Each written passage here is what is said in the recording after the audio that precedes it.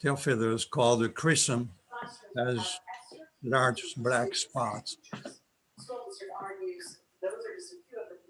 Female. The subadult male, that's a male that was hatched the previous year and back for the first time. Mostly black, purple on the back, white and some dark spots on the breast. The female pretty much almost look like the male, but the chrism underneath the tail feathers, no large spots, just fine lines. But before you want to put up a marten house, a few questions. Do you live in a marten breeding range? Do you have a good site location with open flyways?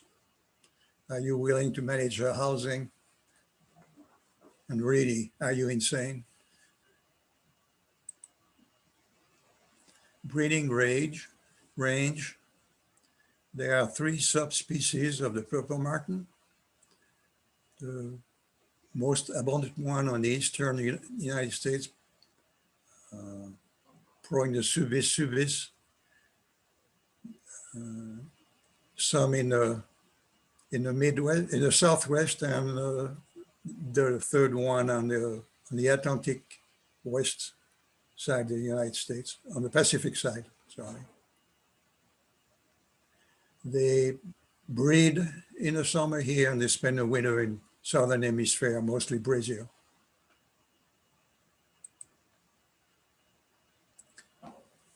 To be successful, choose a wide open location away from trees.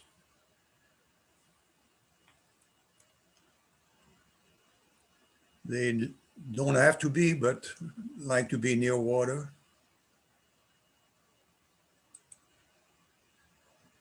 And the most fun really, get involved with the purple marten.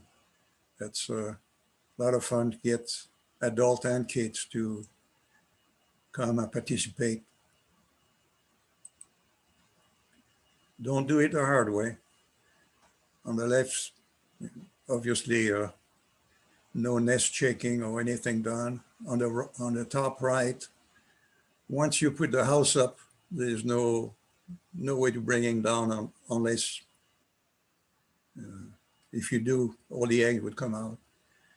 And on the bottom, it's not really easy to do a nest check or anything.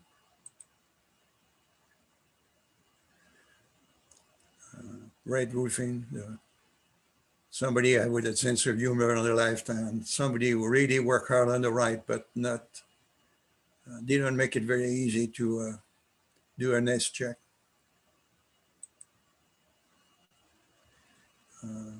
I'm involved with about 10 colonies.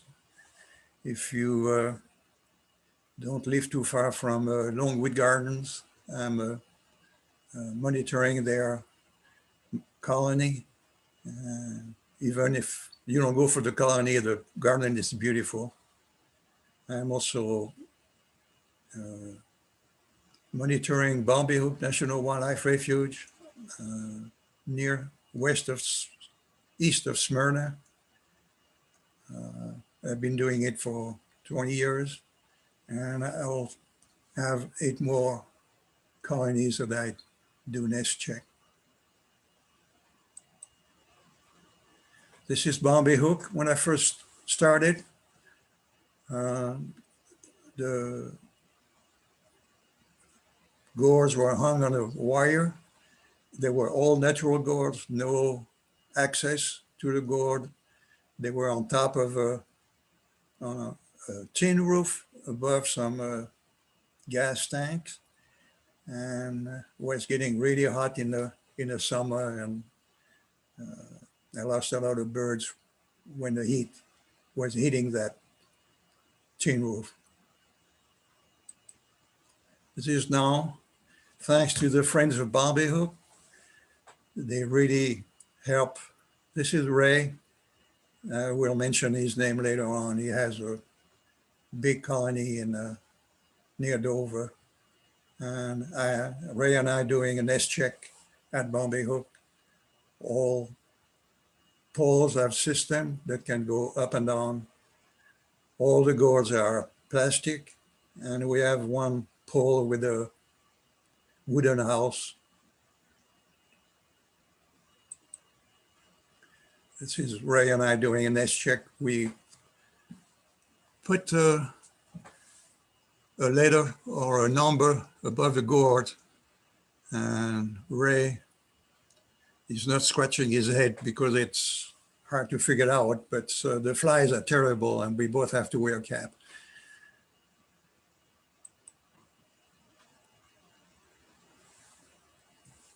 If you want to get started now, you have to choose the right type of housing. Has to be able to raise and lower easily. You have to be able to access the compartment or the gourd. And the cavity size has to be 7 by 7 at least, and at least 12-inch deep with a Starling-Resistant entrance.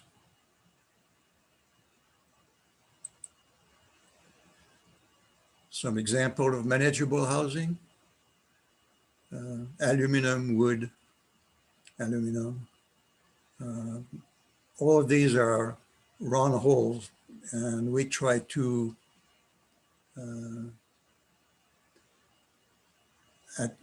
modify them so that they become Starling resistant. Gourds are a good choice.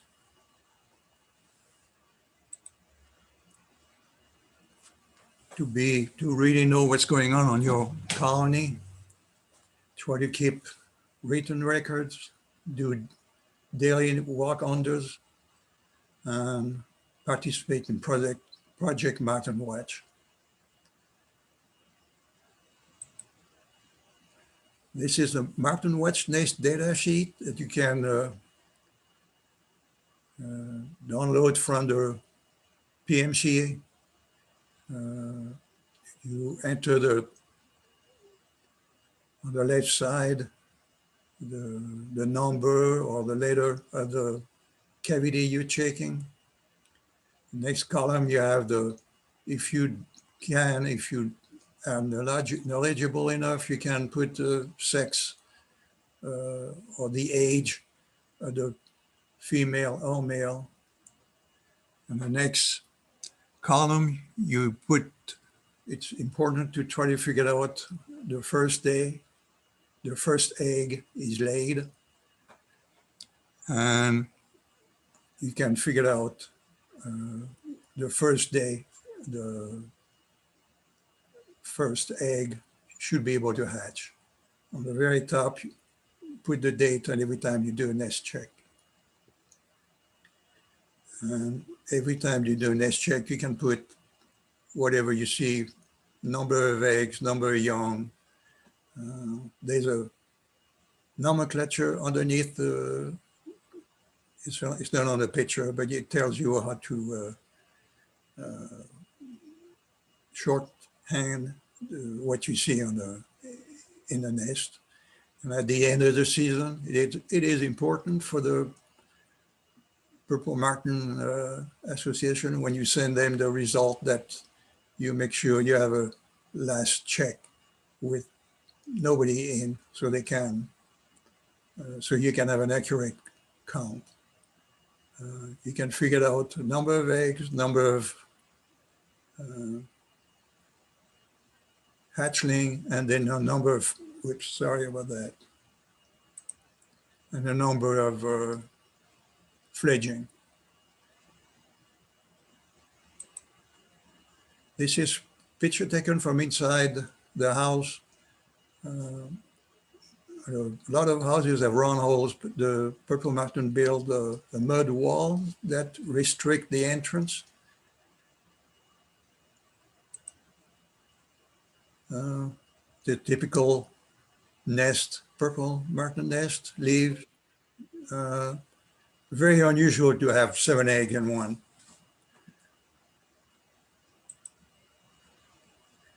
All the babies may not hatch the same day. Obviously, you have 4 eggs and three young ones. One of the eggs, one of the reasons you want to check and look at the inside the nest, this is a good example of one of the eggs being capped, meaning that half of the shell of one of the previously of the older eggs capped that egg, and you can pick it up and gently remove that half shell to otherwise the baby won't be able to hatch. The young birds probably 3-4 days old. In that wooden house we have trays so we can pull out. See here 7 young birds.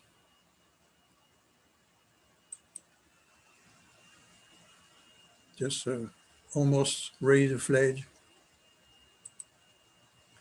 This is taken from inside the house. Those birds are probably 24,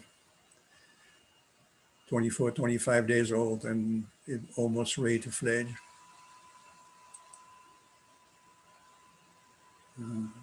A few things you need to do when you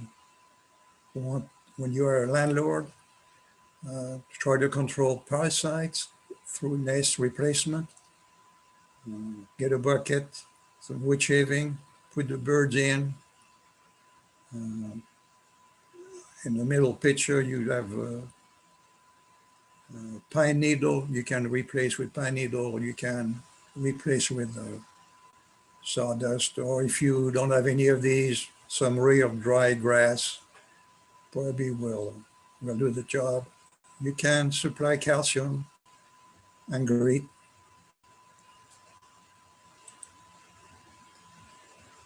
Protect your martins from predators. Use pole guards. This is really important. Without that, you never know what you're going to get. Could get raccoons, squirrel, snakes,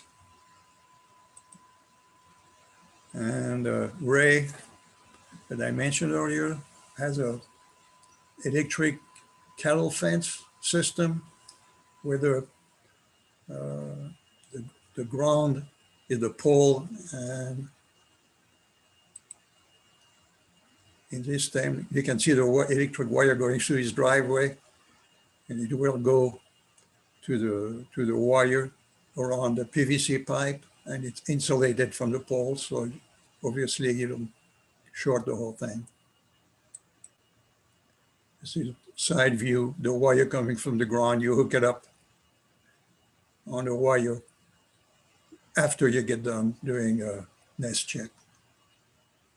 This is just, it won't kill anything, but it sure will give you a jolt. Another way to do another landlord I'm helping build a system, a net, it's a swivel around the pole, and that seems to be doing the job. One good thing about this one, if one of the birds fall off the nest, you can pick it up when you do a daily check, and you can try to figure out where it came from and put it back in the nest. This is the same landlord, had 3 poles. And the reason he put those systems together doing nest check, we found unwelcome visitors. This is also true for bluebird houses. There happened to be a bluebird box I have in my yard. Some visitors are welcome, actually. I thought it was a pretty neat picture. some tree frogs.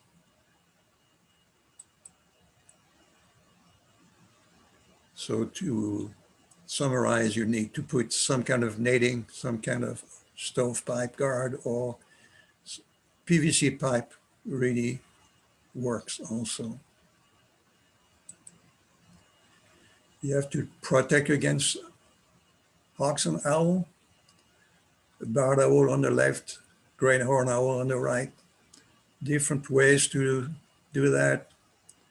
Bent rods in front of, on top of the plastic gourds, or put wires around the house.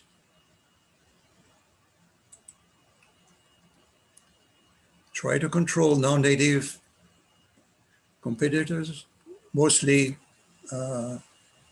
house sparrows and starling. They were introduced from Europe. It is legal to trap them and dispose of them. It's probably the hard part to do.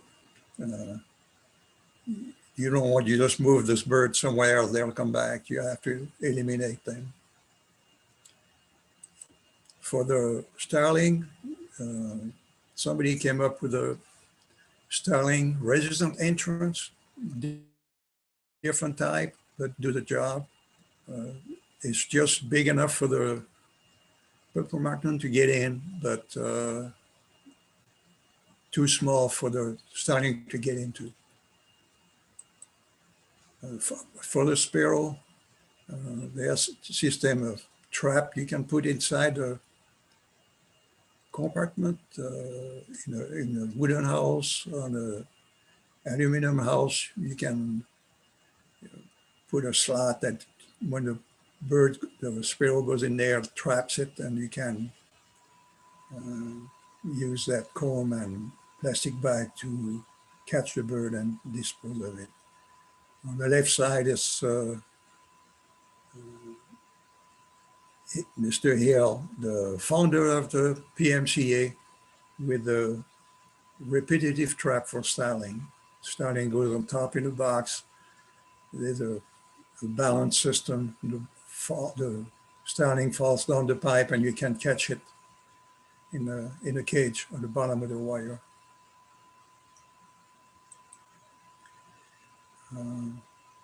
Martin imposters, really the barn swallows, they look, sometimes people confound the barn swallows and the martins. They don't nest. They are not competitors for the nesting cavity, and they don't look alike. But these two happen to have very strange places to build their nest. The real competitors are the tree swallows. They are very territorial. And some other birds that you might find in your cavities are bluebird or house finches, or tree swallows, house wren, or great crested flycatcher.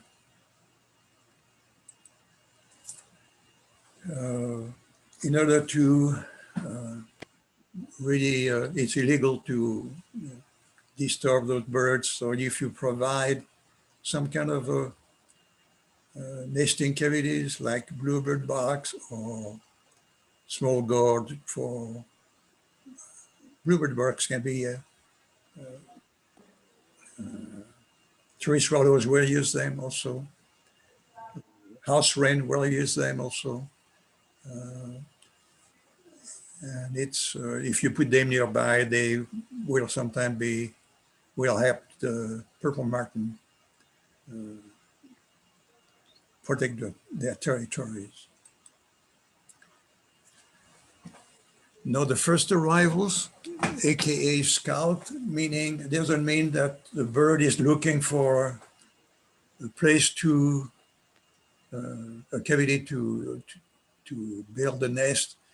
Usually, it always is a male that come back to the colony he left the year before.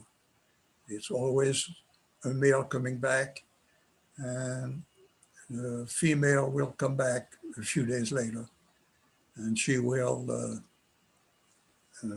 pick up the best male with the best location. 4 to 6 weeks later, the second year bird, male and female, will come and occupy the cavities that are still available. On the bottom right, there's a pair of martins telling the landlord to get going. They're waiting for their housing.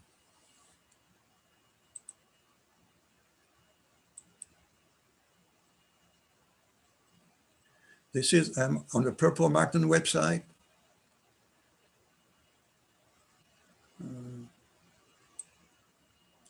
I did this about a couple of days ago. On the purple is ASY after second year. On yellow is the second year. And you get the possibility to, well, I should maybe,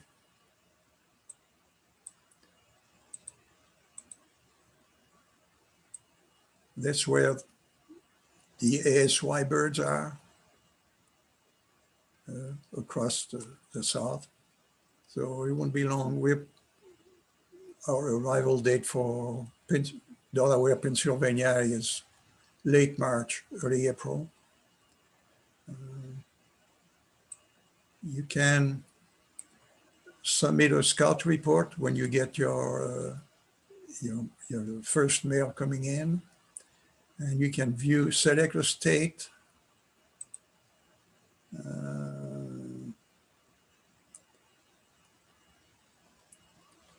North Carolina, view report.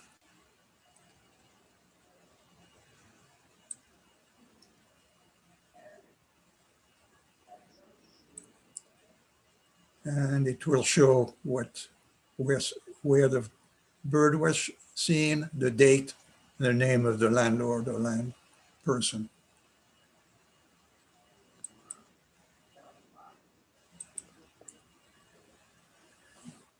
Attracting and monitoring aid.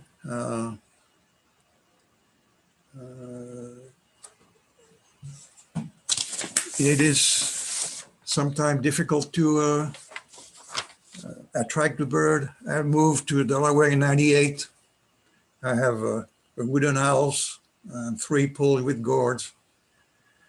I live in the middle of Amish country and still waiting for my first purple martin. Ray, that I mentioned earlier, tried for over 20 years when finally in 1999, he got his first pair. And this year he had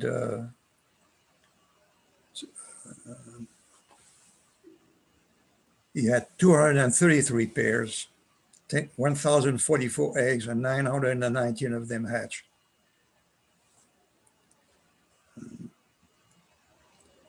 The PMCA, you can get the dawn song, decoys, recommend decoys. That's if you have a raptor nearby that wants to go for the purple martin, we'll go for the slowest one, and obviously live one will be able to escape.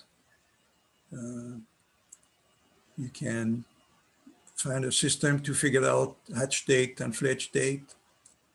And you get PMCA has the purple martin update 4 times a year with plenty of information and really good article. What is the goal of the martin's landlord? Fledging healthy young, average success rate, 50% in good years, 70 to 80%.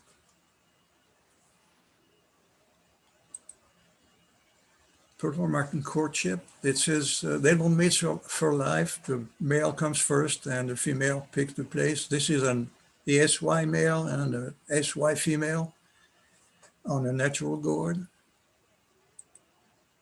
They both pick up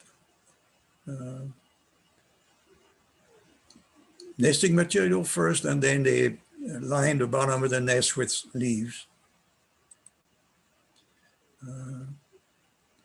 ASY male on a natural gourd. Both birds build a nest. The female has a brood patch that she'll sit on the eggs and maintain the temperature. The temperature is 16 days, and some of the birds might not all hatch the same day. But within 2 days, it probably should be done. A brood patch on the female. Now, the way to tell what the birds, whose eggs are, they are, A, B, C, D are purple martin eggs.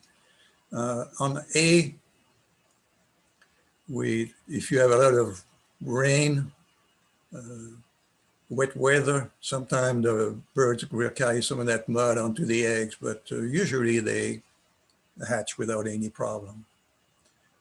B, it's another example of capped eggs. You can pick it up and very carefully remove half of that shell on the top. Tree swallows, very small and whitish. Starling, big one. Bluebird, house sparrow, and house wren.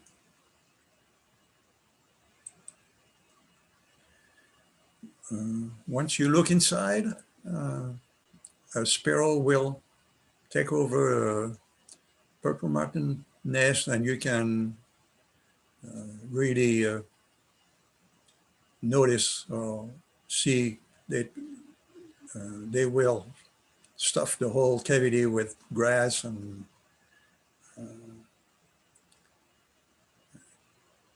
you know, it's easy to differentiate that nest. The tree swallows, most of the time will have some kind of feathers. You know, it put grass, but they have a feather of some type. Looks like this one was from a guinea fowl, maybe. A purple martin nest, typical. Pine needle, green leaves, and the eggs. And on the barn swallow, this is somebody took the floor on the building, so you could see the nest and the eggs of those barn swallow. It takes 28 days to reach fledging age. And after they fledge, the young bird will stay 7 to 14 days near the site they were born, and the parents will feed them in the trees, and most of the time they will come back and spend the night in their cavity.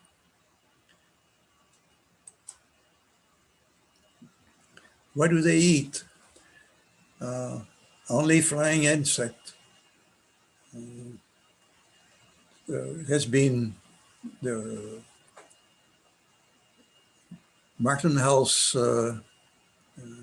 business, aluminum houses. Somebody came up with the idea that they would eat 10,000 mosquitoes a day. This is not true. By the time the mosquitoes come out, the purple martin are resting for the night. They eat very few mosquitoes. Different type of insect they eat. And they can eat some big one.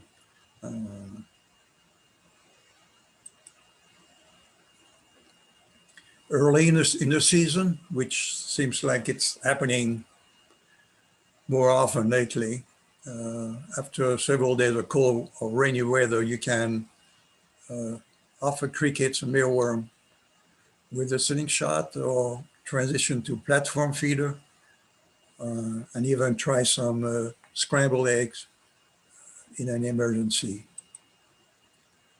Scrambled eggs on the roof, all the birds, you can see the drooping wings and challenge, try to soak up the heat on the black roof.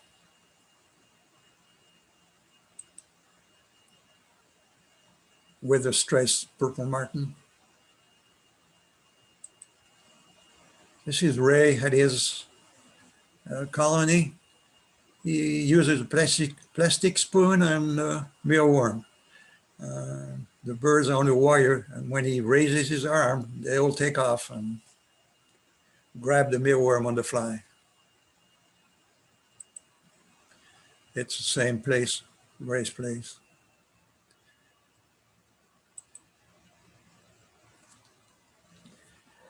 Martin roost. At the end of the season, when the birds are ready to go soft, they gather together on some roost. It could be thousands of them. This is quite a sight. This is Ray's place. This was the first year that he had 233 pairs, and he had 850 fledgling. He had about 1,360 birds or more coming back at night at the colony. This is one of his rack. He told me he had to reinforce the rack so that it would be able to support all that extra weight. Another rack. Another rack. They see the same. They don't mind if he leaves the light on all night, and they don't seem to mind. I was in Erie, Pennsylvania once at the PMCA headquarters. On a campground, there were people building fire, making noise, and the purple martin were on there in their cavity. Didn't seem to mind. Actually, they seem to like human proximity. This is a radar. Katie Bird from the University of Delaware sent me that radar picture that she studying radars, ecology. We think that the black dot is a Dover Air Force Base, and the circle on the left we think might be a Ray's colony. Other ones could be swallows, other swallows, or purple martin.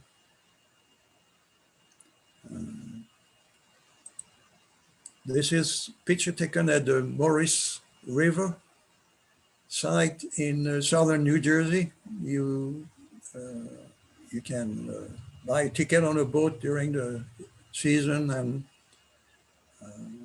the last time I went, they have 500,000 birds coming back at night to roost in the cattail.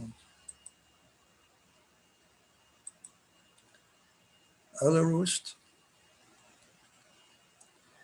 in Brazil, North Carolina, Presskill, Pennsylvania, in Erie. It's where the PMCA headquarters are located. They'd come and roost at night on those islands.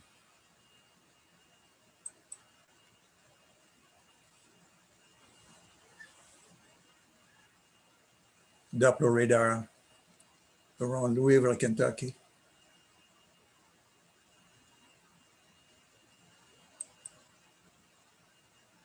With the weather comes sometimes problems. This is one of the colonies I monitor, and I think it was Agnes last summer. But fortunately, I was able to catch all the hatchling in that box and transfer all of them in their two other houses, you can pretty much match the size, and the parents won't mind. They all finally hatch.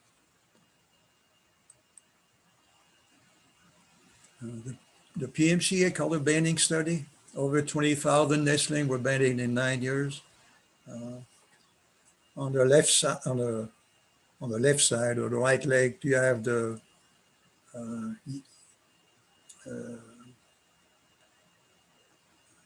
Fisheries and Wildlife band, and on the right, it's a color band. Not always, but it makes it easier to notice the number on the band.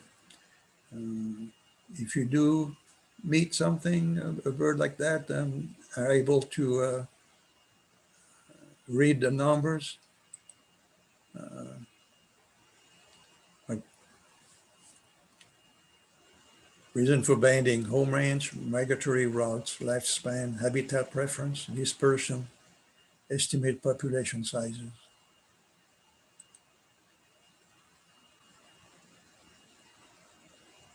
Survival. This happened to be an article that was just published in the update, the Purple Martin, the PMCA update magazine. About roughly 1/4 of the first year bird survive.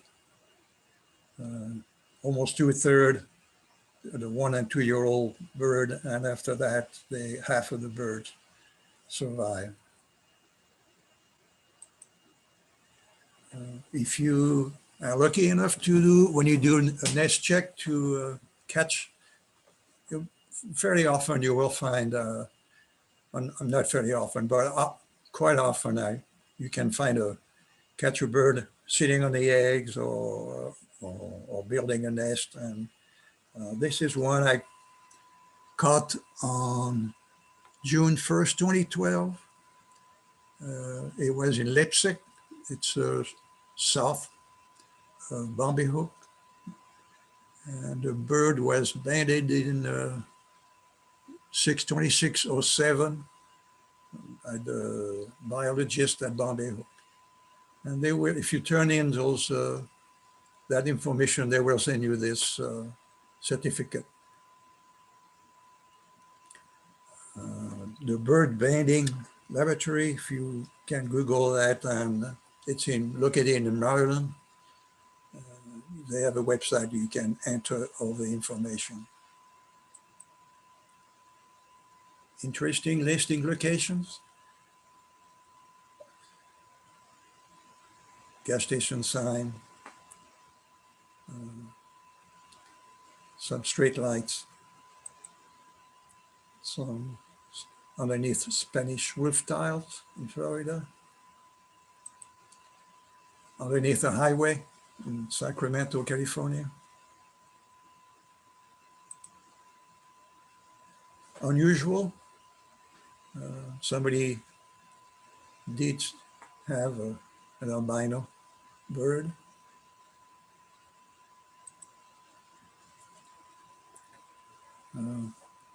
Want you to give us a hand, become a PMC member,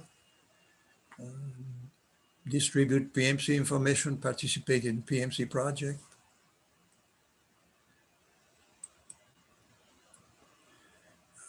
When you become a member, they send you the update magazine, a lot of interesting articles, Landlord forum, everything you wanted to know about Purple Martin. That's almost my favorite part of being a landlord. Get to help the science and the research, show people what the bird it's all about, the Purple Martin, and participate in conservation project. Nothing more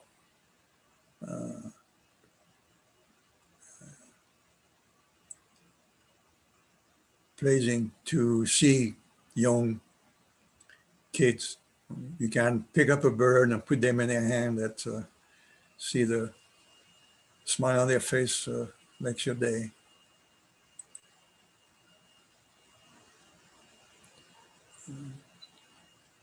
The PMCA, a public project that helped increase the awareness of purple martins. Why don't you sponsor a community? School offer a good opportunity to combine education and conservation. This is Ray's place.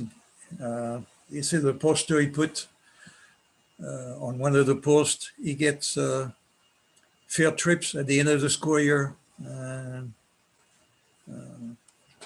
can answer the kids' questions. The martin need our help.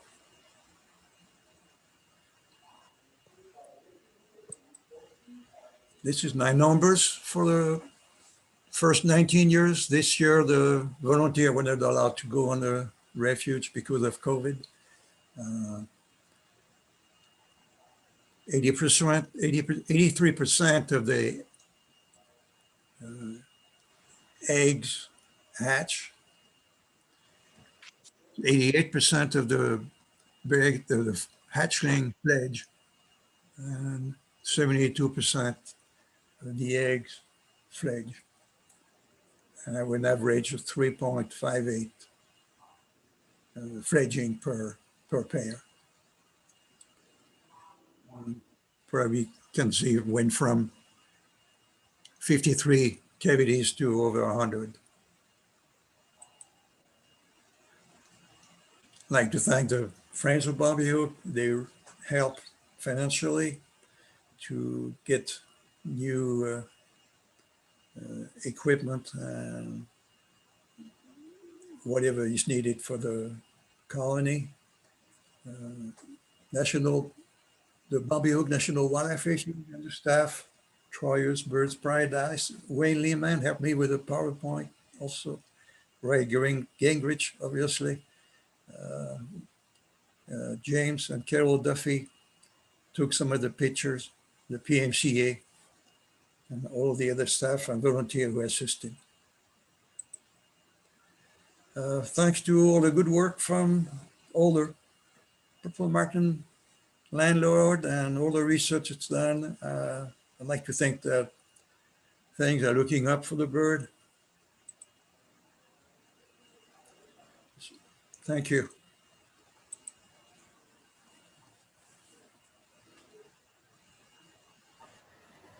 Thank you, Joel.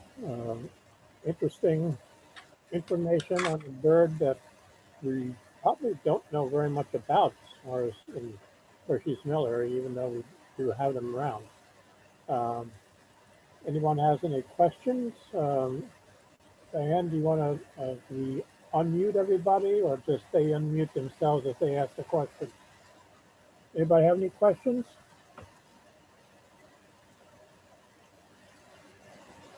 I do. Do you prefer the gourds or the houses, or is there not much difference? No, there's not much difference. If you actually, when we recommend, if you want, well, you can start either one, but if you put a house and hang some gourds below it, it's probably the best way to do it.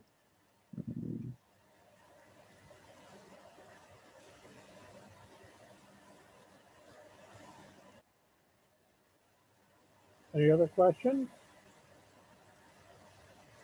I know that we do have a couple Purple Martin houses in the community garden area.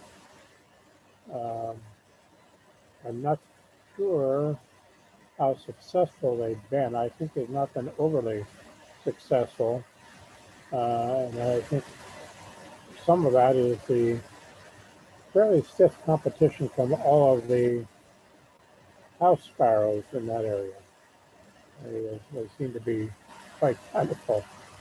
And I don't know whether gourds make any difference there or not, but something we want to look at. I think they're probably rather well located in the garden. I don't know if they're necessarily bothered by the activity of the garden, and they're very near the large lagoon, and I certainly see them flying and using the insects flying over the lagoon as a good food source for them. They haven't seen the need to stay here. They may be going someplace else. So if there are no other questions, I would like to again thank Joel for spending an hour with us and sharing with us the information that he's gleaned over the years, way from back being an ornithology student, now enjoying the retired life with purple martins. Just to remind everyone that we have some upcoming Zoom lectures. In March, we have the Hawk ID for beginners. This is one that we tried to put on in December and had some technical issues, and we have that rescheduled for March the 10th. In April, we another one in March, actually, toward the end of March the 22nd. There's a program being provided by Backyards for Nature program with the Valley Forge Audubon Society. They'll be giving a talk on planning with purpose, saving nature at home and beyond. Also, April, we'll start off April with an astronomy Zoom lecture, observing the night sky at Hershey's Mill.